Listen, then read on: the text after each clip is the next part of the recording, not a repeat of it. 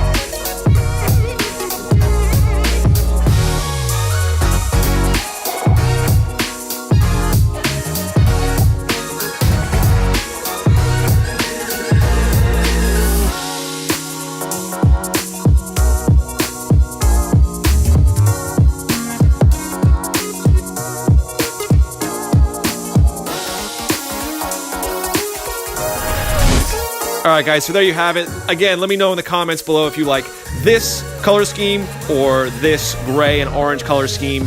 Thanks again for tuning in, and I'll catch you guys next time.